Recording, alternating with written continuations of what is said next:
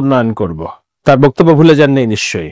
গণতন্ত্র ফিরে আসুক, আর আমার পাওয়ার চাই, আমি দেশে উন্নতি করতে চাই, সাফ কথা, আমার পাওয়ার চাই। আমি খালি ইলেকশন যেমন তো না, অ্যাবসলিউট পাওয়ার নিয়ে আমি দেশে উন্নতি করব, এটাই আমার লক্ষ্য। আর আমাদের ইউনূস উনি এসে বলছেন যে আমি কারো কথা শুনতে চাই না, সবচেয়ে ভালো যে তার হাতে আমার বন্দরকে আমি তুলে দিতে চাই, আমি কারোর কথা শুনতে চাই না। বন্দর ব্যবস্থাপনার যারা পৃথিবীর সেরা যারা, তাদের হাতে দিয়ে দিতে হবে যেভাবেই হোক। মানুষ যদি রাজি না থাকে তাদেরকে রাজি করাতে হবে, মানুষকে রাজি করে করার দরকার নেই। তো কার হাতে তুলে দিচ্ছেন ডক্টর ইউনূস চট্টগ্রাম বন্দরকে? এটা কি নতুন কোনো পরিকল্পনা, না শেখ হাসিনার যে স্বপ্ন চট্টগ্রাম বন্দরকে ডিপি ওয়ার্ল্ড দুবাই ভিত্তিক কোম্পানির হাতে তুলে দেওয়া, সেটারই বাস্তবায়ন করছেন ডক্টর ইউনূস? বন্দর চুক্তি শেখ হাসিনার পরিকল্পনারই ধারাবাহিকতা কিনা, সেই প্রশ্নটা বড় প্রশ্ন, সেটি আজকের আলোচনা।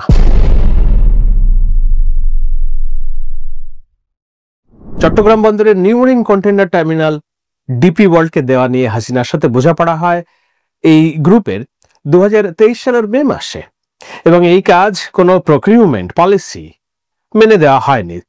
পিপিপি বা পাবলিক প্রাইভেট পার্টনারশিপের আওতায় তাদেরকে এই কাজটা দেওয়া হয়েছিল। এখন পিপিপি বা পাবলিক প্রাইভেট পার্টনারশিপ নতুন কিছু নয়, কিন্তু নতুন কিছু যেটা হলো সেটা হলো ল্যান্ডলর্ড বা জমিদারি মডেল, অর্থাৎ বন্দরের মালিকানা বাংলাদেশে থাকবে না, থাকবে জমিদারের হাতে, যারা এটা বানাবে তাদের হাতে। সরকার সেখান থেকে কিছু হ্যান্ডলিং চার্জ পাবে, মানে ওই যে হীরক রাজার দেশের সিনেমার কথা মনে আছে নিশ্চয়ই, যে হীরার খনির মালিক আমরা হলেও যারা, তাদের হাতে কোনো কানাকড়ি থাকবে না। ওই গানটা একটু আমরা ব্যাকগ্রাউন্ডে বাজাতে পারি, কেননা সামনে সামনে বাজালে এইটা আবার কপিরাইট। ভাই রে কত রং দেখি দুনিয়া, জোকস অ্যাপার্ট। এখন বন্দরকে কাদের হাতে, কোন বিবেচনায় বিদেশিদের হাতে তুলে দিচ্ছেন ডক্টর ইউনূস, সেটি নিয়ে একটু আলোচনা করা দরকার। ডক্টর ইউনূসের সর্বশেষ কথা অনুযায়ী এই যে বন্দর, চট্টগ্রাম বন্দর ডিপি ওয়ার্ল্ডের হাতে তুলে দেওয়ার, যেটাকে নিয়ে হাউ খাওয়া আলোচনা, এটা স্পষ্ট যে এটি বিওটি অর্থাৎ বিল্ড, অপারেট অ্যান্ড ট্রান্সফার মডেলে তুলে দেওয়া হচ্ছে। ইউনূস বলছেন এখানে আমাদের কোনো পয়সা খরচ হবে না, পয়সা যা খরচ করা তারা করবে। ওই যে আমি বললাম জমিদারি মডেল, এই জায়গা আপনার দেশের জায়গা ব্যবহার করে একটা জিনিস তৈরি করা হবে, সেইটার দেখভাল এবং মালিকানা আমাদের হাতে থাকবে না। আমরা কেবল আমাদের যে জায়গাটা ব্যবহার করে কিছু কাজ হচ্ছে সেটার জন্য কিছু পয়সা পেলেও পেতে পারি, না পেলেও পেতে পারি। ঠিক যেভাবে আমাদের জায়গা ব্যবহার করে ভারতকে ট্রানজিট এবং ট্রান্সশিপমেন্ট দিয়েছিলেন শেখ হাসিনা, সেখানে আমরা কিছু পেয়েছিলাম, হয়তো একেবারে জাহাজের তেল কেনার পয়সা পেয়েছিলাম কিনা সেটা আমাদের বড় প্রশ্ন, কিন্তু ভারত কি পেয়েছিল? দেদারসে অবলীলায় বাংলাদেশের মাটি ব্যবহার করে তার ব্যবসা বাণিজ্য উত্তর পূর্ব অঞ্চলে জিনিসপত্র পাঠাতে পেরেছিল। তো এই যে ডক্টর ইউনূসের ভাষণ শুনুন, তিনি বলছেন এটি হবে build, operate and transfer BOT model. এটা আমাদের লাভ। একটা লাভ হলো এর পেছনে আমাদের কোনো টাকা পয়সা খরচ লাগছে না, এটা মজার জিনিস তাদের সঙ্গে। বিল্ড, অপারেট এন্ড ট্রান্সফার, তোমরা বানাও, তোমরা কাজ করো, রোজগার করো, এই মেয়াদের মধ্যে আমাদেরকে দিয়ে দিতে হবে, আমরা এক পয়সা খরচ করবো না। কাজে পয়সা বেঁচে গেল, কাজটা হয়ে গেল।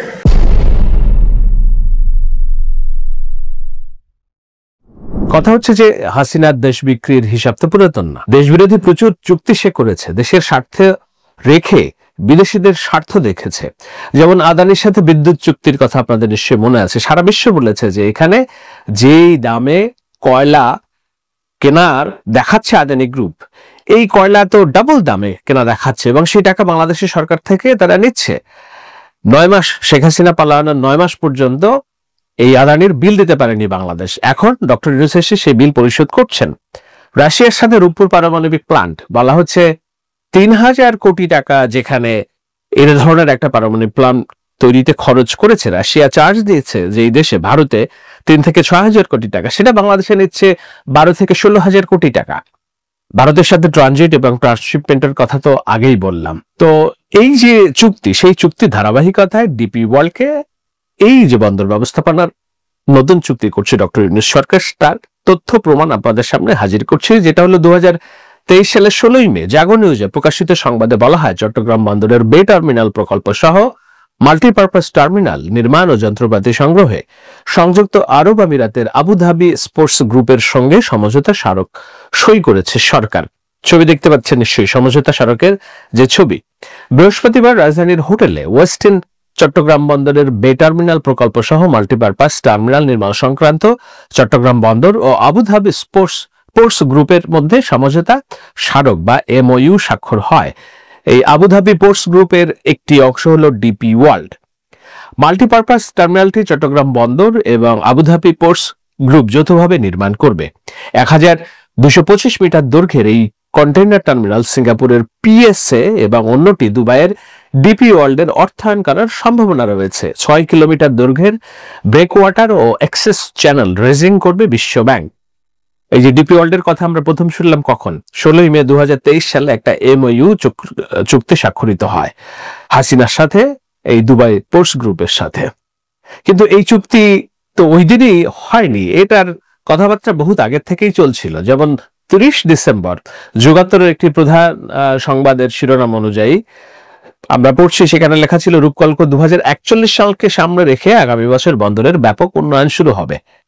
ডিসেম্বরে মাতারবাড়ি গভীর সমুদ্র বন্দর উন্নয়ন প্রকল্পের টার্মিনাল নির্মাণ কাজ ঠিকাদার নির্মাণের মাধ্যমে মার্চ এপ্রিলে শুরু হবে। চট্টগ্রাম বন্দরের অগ্রাধিকার প্রকল্প বে টার্মিনালের অধীনে থাকবে 4টি টার্মিনাল। এর মধ্যে মাল্টিপারপাস টার্মিনালের নির্মাণ কাজ 2024 সালের মাঝামাঝি শুরুর পরিকল্পনা রয়েছে, যেটা জুন জুলাইয়ে শুরু করার কথা ছিল। আমরা এই যে অগস্টের অভ্যুত্থান, অগস্টে শেখ হাসিনার পলায়ন, এইসব কারণে এগুলো ভেস্তে যায়। এখন কেবলমাত্র ইউনূস সরকার সেই ধারাবাহিকতাটাকে এক্সটেন্ড করছেন, অর্থাৎ যাদের সাথে এই চুক্তি শেখ হাসিনা করেছিল আমাদের দেশবাসীকে অন্ধকারে রেখে, ইউনূস সরকার একই কাজ করছেন, দেশবাসীকে না জানিয়ে ওই চুক্তিটাই বৈধতা দিচ্ছেন। চট্টগ্রাম বন্দরের সাথে যৌথ উদ্যোগে এই টার্মিনাল নির্মাণের জন্য আবুধাবি পোর্ট গ্রুপ এডি পোর্টস $1 বিলিয়ন বিনিয়োগ প্রস্তাব দাখিল করেছে। বে টার্মিনালের কন্টেইনার টার্মিনাল 1 এবং 2 নির্মাণ ও পরিচালনার জন্য যথাক্রমে পিএসএ সিঙ্গাপুর ও ডিপি ওয়ার্ল্ডের সঙ্গে আগামী বছর চুক্তি হওয়ার সম্ভাবনা রয়েছে। তো আগামী বছর এর মধ্যে চলে গিয়েছে, অর্থাৎ 5 আগস্টের পর শেখ হাসিনা বিদায় নিয়েছেন, কিন্তু ওই যে এমওইউ শেখ হাসিনার আমলে করা ছিল আগামী বছর চুক্তির সম্ভাবনা, সেই চুক্তিটা বৈধতা উৎপাদন করার জন্য ডক্টর ইউনূস বলছেন, আমি কারো কথা শুনতে চাই না, আমাদের হৃৎপিণ্ডে ঝামেলা তৈরি হয়েছে, জন্য আমাদের বড় ডাক্তার দরকার। এবং সেই বড় ডাক্তারকে শেখ হাসিনা যেই ডাক্তারের অ্যাপয়েন্টমেন্ট তৈরি করেছিল DP world, Abu Dhabi ports group, তাদের সাথেই চুক্তিটা করছে। সুতরাং এটি ডক্টর ইউনূসের নতুন কল্পনাপ্রসূত কিংবা চিন্তার কোনো ফসল নয়, এটি শেখ হাসিনার করে যাওয়া একটা পরিকল্পনা। এখন প্রশ্ন আসতে পারে, শেখ হাসিনার পরিকল্পনা বাস্তবায়ন করলে কেন ডক্টর ইউনূসকে সমালোচনা করছেন? তো প্রশ্নের উত্তর আমি দেব, তবে তার আগ দিয়ে আপনাদেরকে জানতে হবে যে এই যে বন্দর এবং বন্দরকে অন্যদের হাতে তুলে দেওয়ার জন্য সরকারের এই তড়িঘড়ি উদ্যোগ, দেশবাসীকে এই চুক্তির বিস্তারিত না জানিয়ে এবং রাজনৈতিক দলগুলোর সাথে আলোচনা না করে, এমনকি বিনিয়োগ উপদেষ্টা পরিষদে এই পোর্টের ব্যবস্থাপনার দায়িত্ব কাকে তুলে দেওয়া হচ্ছে সেটি আলোচনা না করে যে সিদ্ধান্ত নেওয়া হচ্ছে, এই সিদ্ধান্ত আদৌ দেশের ভালো হবে কিনা, কিংবা এই সিদ্ধান্তের মধ্য দিয়ে দেশ আরো একটি আন্তর্জাতিক বাধ্যবাধকতার মধ্যে পড়বে কিনা, সেটা বোঝার জন্য আপনাদেরকে বুঝতে হবে যে এই বন্দর যে তুলে দেওয়া হচ্ছে কোন চুক্তির মাধ্যমে, কিংবা কোন প্রথার মাধ্যমে, কিংবা কোন ব্যবস্থাপনা মডেল অনুসরণ করা হচ্ছে।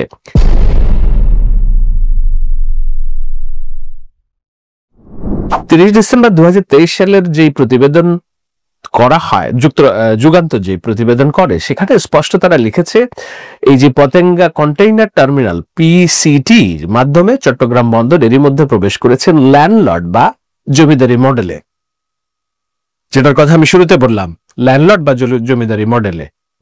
6 ডিসেম্বর সৌদি আরবের প্রতিষ্ঠান রেড সি গেটওয়ে তাদের সঙ্গে পিসিটি পরিচালনার চুক্তি স্বাক্ষর হয়। চুক্তি অনুযায়ী প্রতিষ্ঠানটি অনেকটা ল্যান্ডলর্ড পদ্ধতিতে শর্ত সাপেক্ষে চট্টগ্রাম বন্দরের নতুন নির্মিত ওই টার্মিনাল পরিচালনা করবে। দায়িত্ব পাওয়া বিদেশি প্রতিষ্ঠান 2 বছরের মধ্যে পূর্ণাঙ্গ হ্যান্ডলিং এর যাওয়ার প্রস্তুতি নিচ্ছে। তখন কি বলা হয়েছিল? চুক্তির আগ দিয়ে হাসিনা আমলে বলা হচ্ছিল বছরে প্রায় 5 লাখ বা 20 ফুট সমান কন্টেইনার হ্যান্ডলিং করা যাবে এই টার্মিনালের মাধ্যমে। বন্দর সংশ্লিষ্টরা ওই সময় জানিয়েছিলেন যে বিশ্বের উন্নত বন্দরগুলো পরিচালিত হচ্ছে ল্যান্ডলর্ড পোর্ট মডেল অনুসরণ করে। এই পদ্ধতিতে বন্দরের জমিতে স্থাপনা ও চ্যানেল ব্যবহার করে সরকারি খাত পণ্য হ্যান্ডলিং করে। বন্দর সেখান থেকে নির্দিষ্ট পরিমাণ হ্যান্ডলিং ও অন্যান্য চার্জ পায়। চুক্তির সময়সীমা শেষ হলে পুরো স্থাপনা বা টার্মিনালের মালিকানা পেয়ে যায় বন্দর কর্তৃপক্ষ। এতে স্থাপনা নির্মাণে সরকারকে বড় রকমের বিনিয়োগ করতে হয় না। তুলনামূলক কম বিনিয়োগে বন্দরের আয়ের সুযোগ সৃষ্টি হয়। এই পদ্ধতিতে সরকার নিয়ন্ত্রক সংস্থার ভূমিকায় থাকে। বর্তমানে চট্টগ্রাম বন্দরের ব্যবস্থাপনা কার্যক্রম পরিচালিত হচ্ছে টুল পোর্ট পদ্ধতিতে। এতে বন্দর পরিচালনার প্রায় সব দায়িত্ব থাকে সরকারের হাতে। বোঝা গেল পার্থক্যটা। ল্যান্ডলক মডেলের পার্থক্য হচ্ছে জমির মডেল। এখানে যারা নির্মাণ করবে তাদের হাতেই থাকবে, অর্থাৎ আপনার ভূমির একটা অংশ আপনি ছেড়ে দিচ্ছেন বিদেশিদের কাছে, বিদেশিরা সেখানে স্থাপনা নির্মাণ করে সেখান থেকে যে ব্যবসা করবে সেই ব্যবসার একটা অংশের কিছুটা হয়তো 1% আপনাকে দিবে, বাকি 90% তারা নিবে, কেননা তারা তাদের পকেটের টাকা দিয়ে এটা বিল করেছে।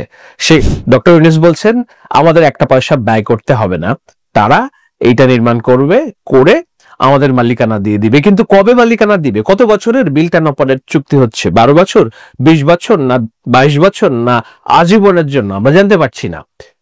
এবং এই ধরনের যে বিষয়, উন্নয়ন পরিকল্পনা, এই ধরনের বিল্ড অপারেট ট্রান্সফার যে একবারে নতুন হিসাব তা না, এগুলো হয়, কিন্তু সেগুলো সামনে আনতে হয়, যেটা সামনে নেই বলে আমরা নানা রকম আলোচনা করছি। এখন এই বিদেশিদের হাতে তুলে দিলেই কি বন্দর আমাদের সব ঠিক হয়ে যাবে, হৃৎপিণ্ড ঠিক হয়ে যাবে, ব্যবস্থাপনায় গতি আসবে? বাস্তবতা তো তেমন বলছে না।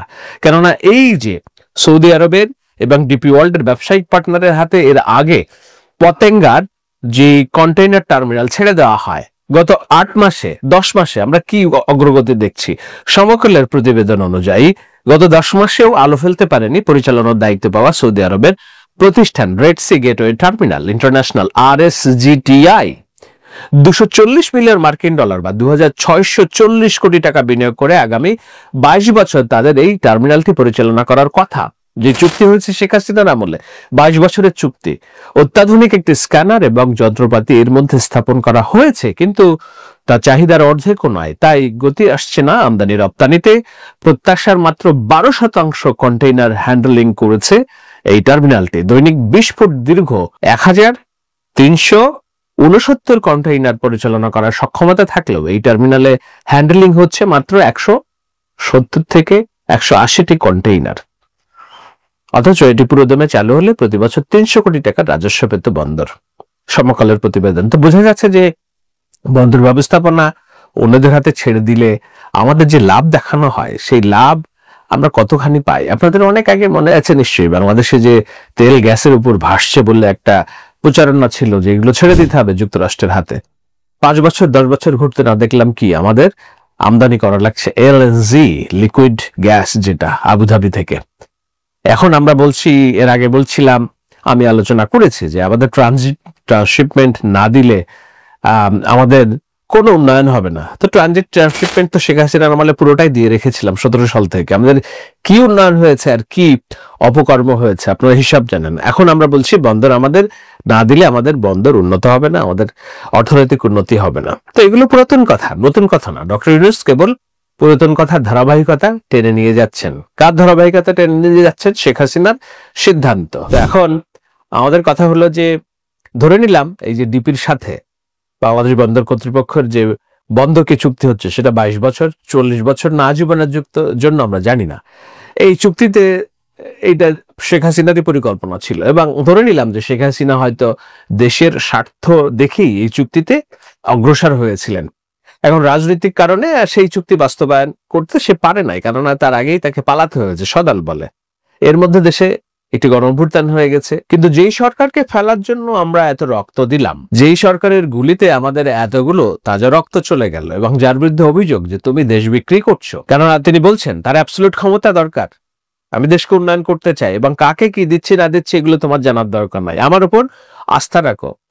একই মডেল অনুসরণ করছে ডক্টর ইউনূসের সরকার। হাসিনার সরকারের চুক্তিতেই আমরা কোনো প্রকারে যাচাই বাছাই বা কনসালটেশন ছাড়া কন্টিনিউ করছি, তাও চট্টগ্রাম বন্দরের মতো সেন্সিটিভ একটি ইস্যু। এটা কতটা যৌক্তিক আমাদেরকে জানতে হবে, যে চুক্তির শর্তগুলো কি, এই যে টার্মিনেশনের ক্ষেত্রে প্রসিডিউরটা কি হবে, এই বিষয়গুলো নিয়ে প্রশ্ন তোলা স্বাভাবিক।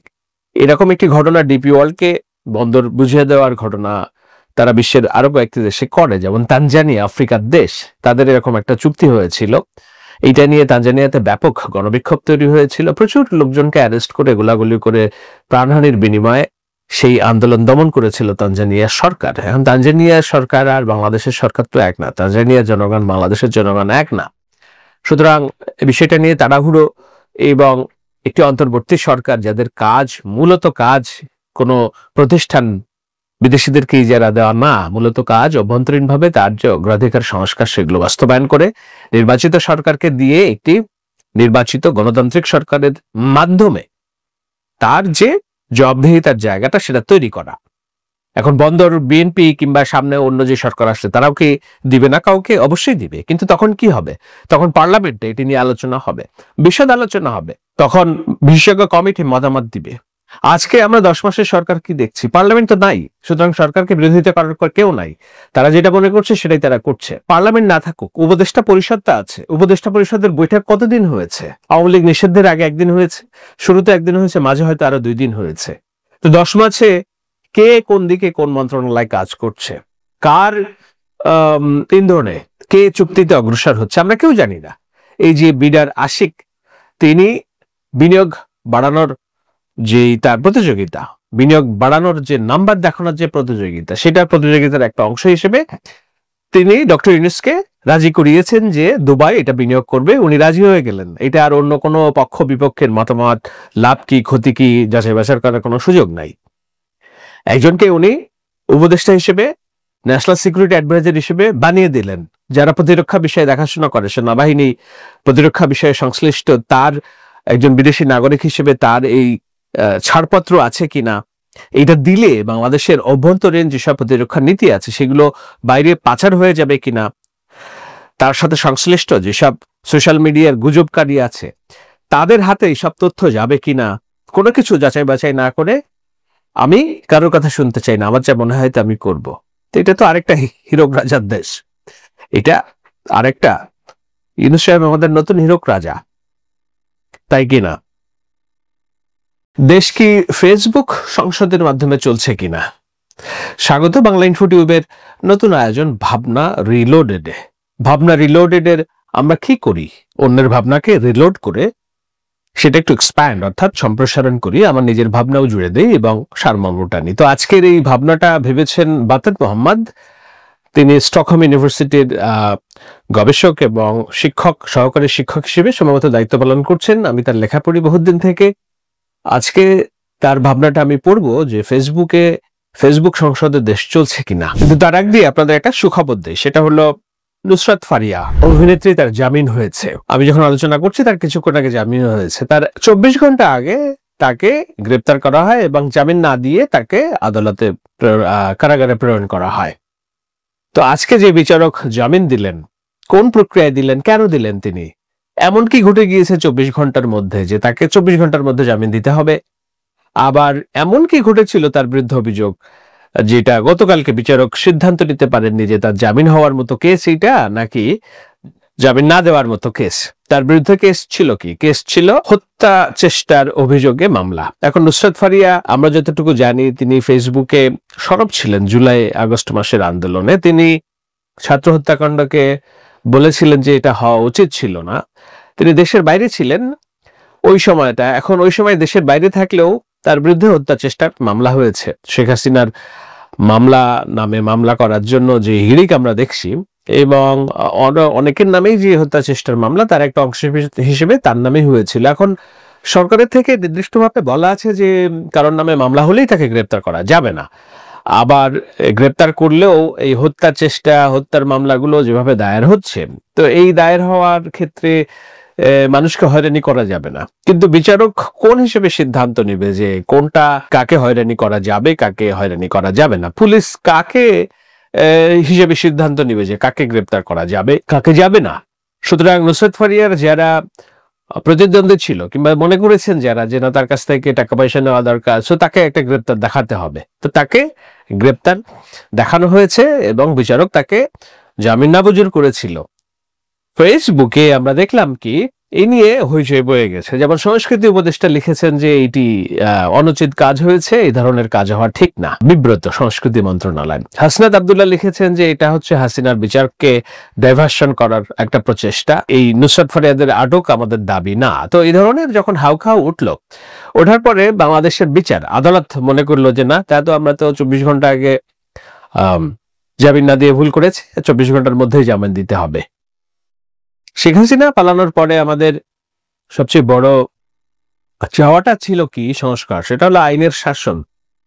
এখন এই যদি হয় আইনের শাসনের নমুনা, যে ফেসবুকে মন্ত্রী উপদেষ্টারা, পাওয়ারফুল সমন্বয়করা কিংবা ভিন্ন রাজনৈতিক দল এনসিপি নেতারা যেভাবে চলছে, বাংলাদেশের আদালত সেভাবে চলবে এবং পুলিশ সেভাবে কাজ করবে, তাহলে তো এই ভাবনাটা খুব দুঃখজনক। এবং এই যে সংস্কৃতি চলছে, সেই সংস্কৃতিতে ফেসবুক সংসদ আমাদের গতি প্রকৃতি নির্ভর করবে কিনা, আমাদের রাষ্ট্রের পুলিশ আদালত ফেসবুক সংসদের মাধ্যমে চলবে কিনা, সেই ভাবনাটাই আমি পড়বো। তবে তার আগ দিয়ে মূল যেই লেখা, সেই লেখাতে আমরা একটু পড়ার চেষ্টা করি, বোঝার চেষ্টা করি যে কি লিখেছেন। সোশ্যাল মিডিয়াকে সংসদ বানিয়ে দেশ চালালে তো সমস্যা, ইন্টারিম গভর্নমেন্টের কাজকর্ম দেখে এখন তাই মনে হচ্ছে। সোশ্যাল মিডিয়ার লাইক শেয়ারই তাদের বৈধতার উৎস হিসেবে হয়তো কেউ কেউ মনে করে থাকতে পারেন। এখন সাধারণ জ্ঞানেই বলা যায় যে প্রফেসর ইউনূস সোশ্যাল মিডিয়ায় কে কি বললো কিংবা কি লিখলো সেটা নিয়ে হয়তো খুব বেশি মাথা ঘামান না। আমি জানতাম হয়তো মাথা ঘামান না, এখন হয়তো ঘামান, আমি জানি না নিশ্চয়ই। না হলে উনি কেন বলেন যে মানুষ তো বলছেন না আমাদেরকে চলে যেতে হবে, আমাদেরকে 5 বছর থাকতে বলতে হবে। ওনার লক্ষ্য পরিষ্কার, এজেন্ডাও ক্লিয়ার। যেহেতু এই সরকারের বেশিরভাগ উপদেষ্টাই আগে থেকেই অনেকের পরিচিত, তাই ওনাদের বেশিরভাগের সামাজিক যোগাযোগ মাধ্যমের ফ্যাটিস নাই বলেই জানতাম। তবে প্রফেসর আসিফ নজরুল এবং প্রেস সচিব জনাব শফিক আলম, এই দুজনে সোশ্যাল মিডিয়ার পপুলারিটির প্রতি এক ধরনের ইনক্লাইনেশন বা ঝুঁকি আগে থেকেই সুবিদিত ছিল। ধারণা করতে পারি সরকারের সিদ্ধান্ত গ্রহণে এই দুইজন শক্তিশালী ভূমিকা পালন করছেন। এখন কি কাকতাল, যে দুইজন সবচেয়ে বেশি সামাজিক মাধ্যমে নিজেদের শো করতে পছন্দ করেন, সেই দুজনেরই সবচেয়ে বেশি ভোকাল এই সরকারের মধ্যে। অন্যদিকে ছাত্র উপদেষ্টাদের সোশ্যাল মিডিয়ার ফ্যান ফলোয়িং অনেক বেশি। তাদের মধ্যে আসিফ মাহমুদ কিছু কিছু প্রতিক্রিয়াশীল ইউটিউবার দ্বারা হাইলি ইনফ্লুয়েন্সড ছিল একটা সময় পর্যন্ত। সরকারের বাইরে প্রভাবশালী কয়েকজন ছাত্র নেতাও একইভাবে ইনফ্লুয়েন্সড। সব মিলিয়ে সরকারের অনেক সিদ্ধান্ত গ্রহণে সবচেয়ে বড় প্রেসার গ্রুপ হিসেবে আবির্ভূত হয়েছে যেসব ইউটিউবার এবং সোশ্যাল মিডিয়া সেলিব্রিটি। এইখানে সমাজের ঐক্য, রাষ্ট্রীয় স্থিতিশীলতা, মানুষের মধ্যে আস্থা থেকেও কোনো সিদ্ধান্ত গ্রহণে এমন প্রতীয়মান হয় যে জনপ্রিয় সোশ্যাল মিডিয়া ব্যক্তিত্বরা কোন দিকে পক্ষ নিবে সেই হিসেব নিকেশ থেকেই সরকারি সিদ্ধান্ত নেওয়া হয়, অথবা আগে থেকেই যেভাবেই নেক পরে চাপে পড়ে তা পরিবর্তন করা হয়। সেই আমি এই ভাবনাটা যখন পড়ছি, শুরুতে ফারিয়ার যে আটক, তার জামিন না দেওয়া এবং জামিন দেওয়া পরে 24 ঘন্টার মধ্যে, এই উদাহরণটা যায় কিনা এই আলোচনার সাথে। এরপরে লিখেছেন সবচেয়ে অ্যালার্মিং, প্রেস সচিব নিজের পক্ষে সম্মতি উৎপাদন করার জন্য যেসব সামাজিক যোগাযোগ পোস্ট লেখা হয় সেগুলোকে সরাসরি শেয়ার করছেন। এটা এক ধরনের এন্ডোর্সমেন্ট। আসিফ নজরুল একই কাজ করে, অন্তত ওনার ভেরিফাইড পেজ থেকে করা হয়। ছাত্র উপদেষ্টারা তো করেই। সব মিলিয়ে সোশ্যাল মিডিয়াকে এই সরকারের একটা অংশ সংসদ বানিয়ে যেখানে তাদের নিজেদের পক্ষে সম্মতি উৎপাদনে নিয়ে যেতে রেখেছে। এখানে আমি একটু ব্যাখ্যা দেই যে আসিফ নজরুলের কথাটা কেন এসেছে। আসিফ নজরুল পোস্ট করেছেন যে জুলাইয়ের নেতা যারা ছিল তাদের নামে আপনারা কথা বলেন, কিন্তু এমন কিছু করেন না যেন তাদেরকে আন্ডারমাইন করা হয়। খুবই ভালো কথা। আসিফ নজরুল সম্ভবত আসিফ মাহমুদের ছবি দিয়েই করেছেন, যেহেতু আসিফ মাহমুদকে নিয়েই লিখেছেন। কেন লিখেছেন?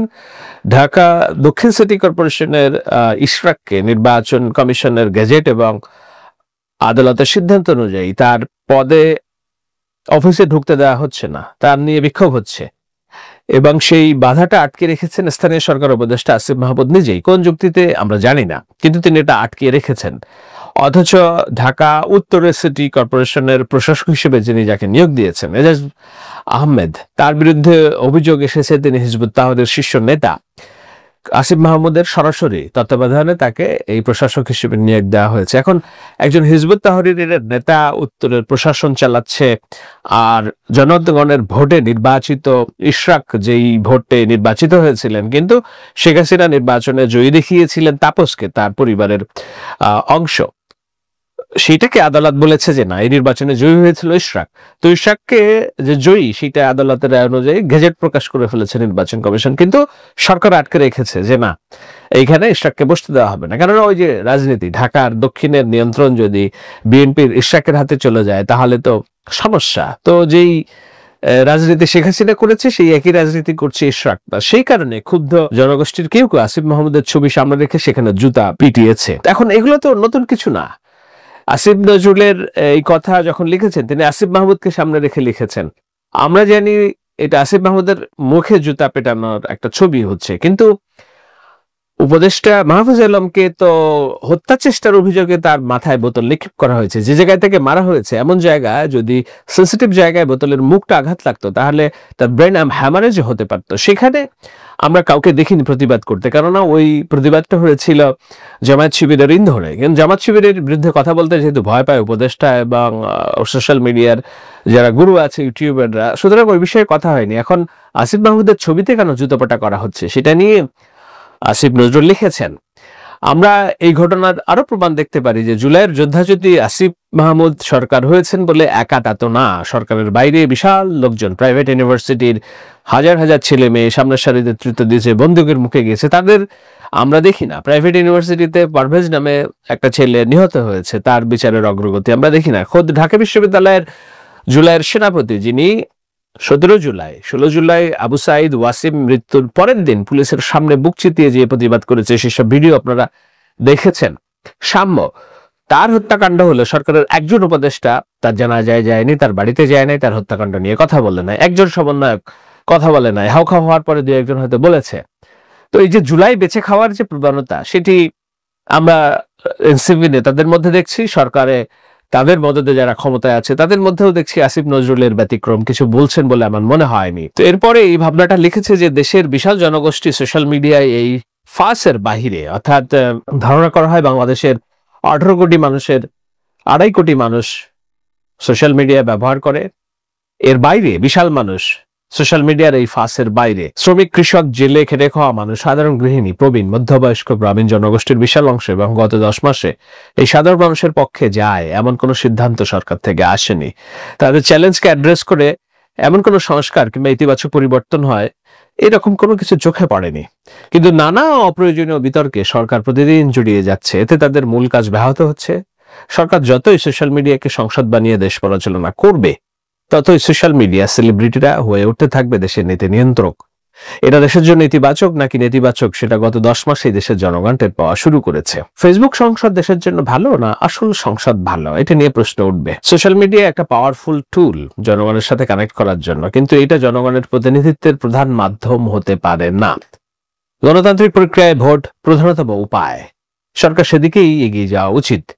কিন্তু কিছু উপদেষ্টার কথাবার্তা ও কার্যক্রম দেখে মনে হয় ভোট বাদে বাকি সব ফাওয়ালাবেই তাদের উৎসাহ। এর মধ্যে কেউ কেউ তো পাকিস্তান নাকি ভারতকে পেহেলগামের হামলার জন্য দায়ী সেই সব কনস্পিরেসির তত্ত্ব প্রচার করেছেন, আসিফ নজরুল করেছিলেন।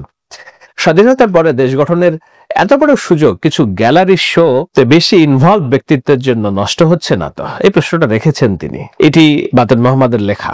এখন আমি ভাবনা রিলোডেডে আমার একটু রিলোডেড অংশ যোগ করতে চাই। দেখুন, সত্যি কথা, ইউনুস দেশ চালাচ্ছে 10 বছর। দেশ চালানোর জন্য দরকার হয়, আমরা কোনো স্বৈরাচার মনোনয়ন করিনি, আমরা কোনো স্বৈরাচার নির্বাচিতও করি না, আমরা গণতান্ত্রিক প্রেসিডেন্ট নির্বাচিত করি, প্রধান নির্বাচিত করি, যিনি সংসদে তার কার্যপ্রণালী উপস্থাপন করেন, মন্ত্রী এমপিরা সেটার পক্ষে বিপক্ষে কথাবার্তা বলেন, সেখান থেকে মানুষ ধারণা পায়। কিন্তু এই কার্যকর সংসদ তো আমাদের ছিল না, বাস্তবতা ছিল না বলেই মানুষের গণতন্ত্র নিয়ে খুব বেশি আগ্রহ নেই। কিন্তু আমাদের মূল চাওয়াটা কি, লড়াইটা কি ছিল? গণতন্ত্রে ফেরা, আসল লড়াইয়ে ফেরা, জবাবদিহিতার সরকার প্রতিষ্ঠা করা। তখন সংসদ না থাকলে কি হয়? যিনি ব্যক্তি রাষ্ট্র পরিচালনা করেন তার অ্যাবসলিউট পাওয়ার আমরা দেখতে পাই। ডক্টর ইউনূসের অ্যাবসলিউট পাওয়ার দেখতে পাচ্ছি, অ্যাবসলিউট পাওয়ার দেখতে পাচ্ছি আসিফ মাহমুদের, যে নির্বাচন কমিশনের গেজেট আদালতের রায়কে তোয়াক্কা করছে না, যে নিজে পছন্দ মতো হিজবুত তাহরীরের মতো নিষিদ্ধ সংগঠনের একজন নেতাকে প্রশাসক বানিয়ে রেখেছেন, অথচ ইশরাককে পদে বসতে দিচ্ছেন না। নুসরাত ফারিয়ার গ্রেপ্তার করছে পুলিশ, আদালত জামিন দিচ্ছে না, সোশ্যাল মিডিয়া হাওকা হওয়ার পরে জামিন দিচ্ছে। এগুলো কি আইনের শাসন বলে? এই আইনের শাসনের জন্য কি জুলাইয়ে 1400 ছাত্র জনতা প্রাণ দিয়েছে কিনা? যদি না দিয়ে থাকে তাহলে আইনের শাসন প্রতিষ্ঠিত হচ্ছে না কেন? কেন হবে না? ফেসবুক সংসদে কি দীর্ঘদিন দেশ চলবে? তাহলে ফেসবুক সংসদে যদি দেশ চলে তাহলে আমেরিকা প্যারিস থেকে লেন্দুব দর্জিরা যেসব বার্তা দিবে সেগুলোই আমাদের মানতে হবে, রাষ্ট্র সেদিকেই পরিচালনা করবে। এর বাইরে যে বিশাল জনগোষ্ঠী তাদের ভাগ্য পরিবর্তনের জন্য কথা বলবে কে, কিভাবে সিদ্ধান্ত নিবে?